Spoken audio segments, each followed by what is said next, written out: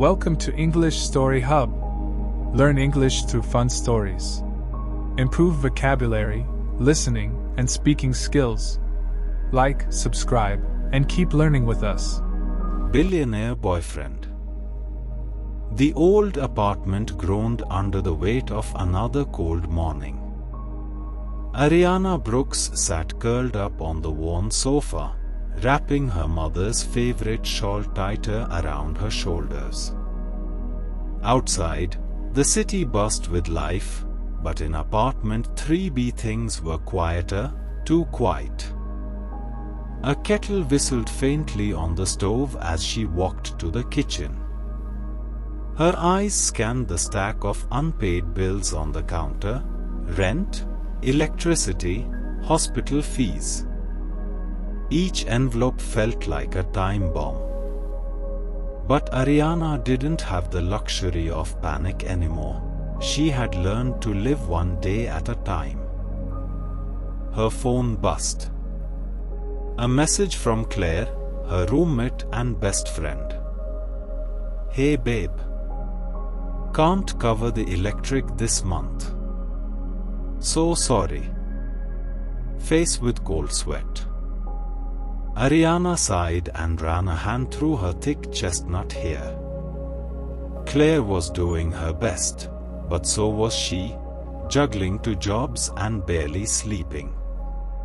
Ariana worked at Java Point, a local coffee shop by day, and cleaned offices at night.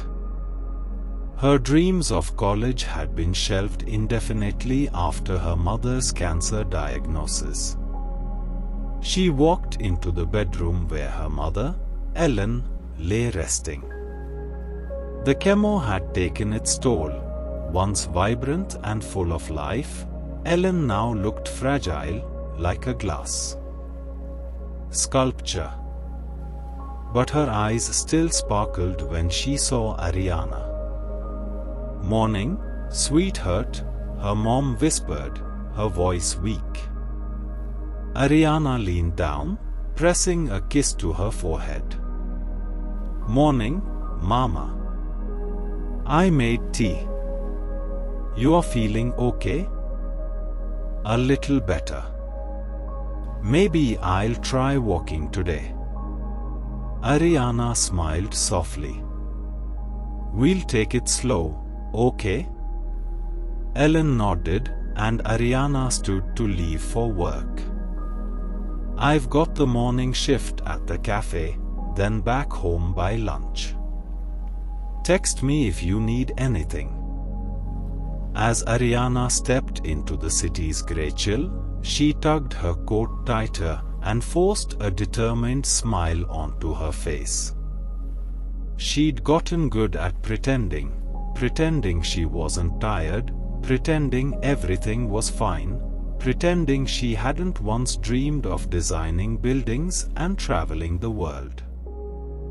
Java Point was a small but cozy shop tucked into a corner on Madison and 4th. Ariana liked the smell of ground beans and cinnamon, and the quiet rhythm of the job, until Rachel showed up. Rachel Stone, the assistant manager, was sharp-tongued and queen of backhanded compliments. Ariana had learned to avoid her whenever possible. "Late again, Brooks?" Rachel said as Ariana clocked in, even though she was 3 minutes early. Ariana bit her tongue. "Good morning to you too, Rachel." But today, Rachel wasn't the center of attention. Someone new had joined the staff. A tall, broad-shouldered guy stood behind the counter, struggling to load beans into the espresso machine. His dark hair curled slightly at the ends, and his jawline looked like it belonged on a billboard. "That's Liam. New hire," Rachel said, smoothing her hair. "No experience, but the manager owes his family a favor or something." Ariana glanced over. Liam looked completely lost, trying to figure out the cash register. "Want help with that?" Ariana asked. He looked up, surprised. His eyes were the color of storm clouds, and when he smiled, it was warm enough to melt January frost. "I'd appreciate that. First day jitters, I guess." "Don't worry. You'll get used to Rachel's warm welcome," she whispered. Liam grinned, clearly catching the sarcasm. "Thanks. I'm Liam. Ariana." They shook hands, and something electric passed between them, a moment too quick to name.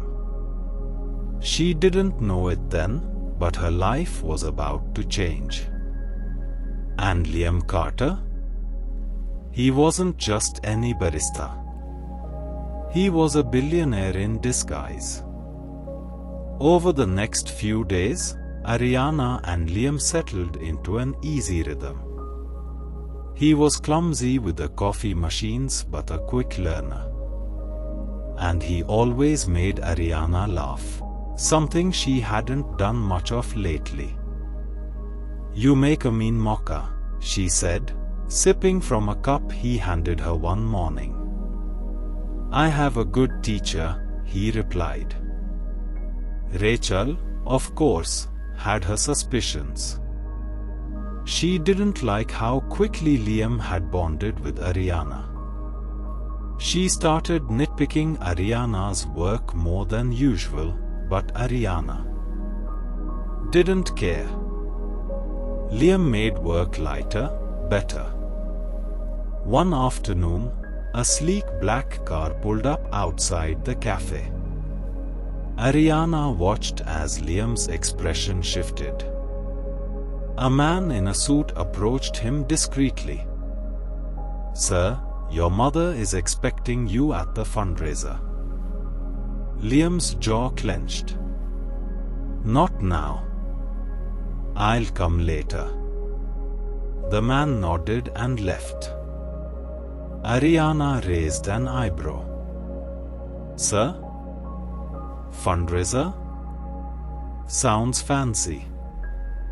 Liam laughed nervously. "Old family stuff. Long story." She didn't press, but a seed of curiosity was planted. Who exactly was Liam Carter? One slow Thursday evening, Liam asked Ariana if she wanted to grab dinner after her shift. They ended up at a late-night diner, talking for hours. She told him about her mom, about her abandoned dreams of architecture. He listened intently. "You should still chase those dreams," he said. "With what money?" "The pennies I make from coffee tips?" "You never know. Life changes fast." He looked at her in a way that made her stomach flutter. When he walked her home, he didn't try to kiss her. He just held her hand. Somehow, that meant more. One night, Ariana got curious and Googled Liam Carter. What she found shocked her. Liam Alexander Carter, son of media mogul Evelyn Carter, worth billions. Ariana's hands trembled. Why was he pretending to be a barista? When she confronted him, he sighed. "Because I wanted to know what it's like to live without a silver spoon. To meet someone who liked me for me." Ariana felt betrayed, but also conflicted. He hadn't lied exactly, he'd just hidden the truth. To make it up to her, Liam invited Ariana to a gala. She hesitated, then said yes. He sent a car, a dress, jewelry. It was a Cinderella moment. At the gala, heads turned. But Liam only looked at her. His mother, Evelyn Carter, however, was unimpressed. "She's not from our world, Liam." He held Ariana's hand tighter. "Maybe that's what I love about her." Over the next few weeks, their relationship deepened. He helped cover her mom's treatments, bought groceries, stayed up with her when her mother had bad nights. He was kind, real, and he made her feel seen. But Rachel, jealous and bitter, started digging. Rachel exposed Liam's identity at work, making Ariana look like a gold digger. Hurt, Ariana left her job. "I didn't fall for your money," she told Liam. "I know. That's why I fell for you." Still, the tension between their worlds grew. Liam took Ariana to his company headquarters, showed her his world. "You can be part of this too," he said. But she felt like an outsider.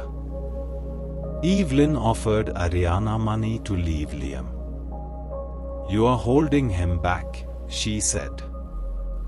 Ariana refused. "He deserves someone who challenges him, not controls him."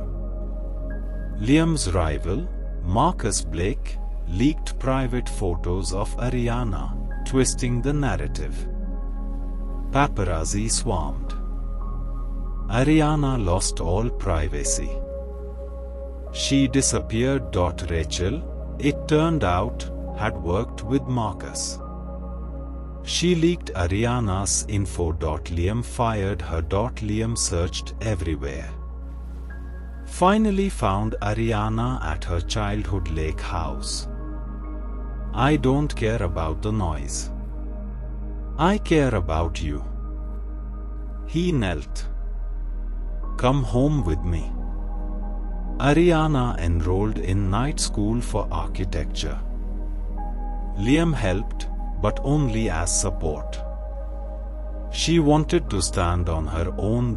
Evelyn invited Ariana to a private lunch, tested her with questions, scenarios. At the end, Evelyn smiled. "You are tougher than I thought." Liam chose well. A year later, Ariana graduated. At the ceremony, Liam surprised her with a ring. "We built something stronger than money. Will you marry me?" Tears filled her eyes. "Yes." And so began a new chapter. Not just of riches or romance, but of real, lasting love.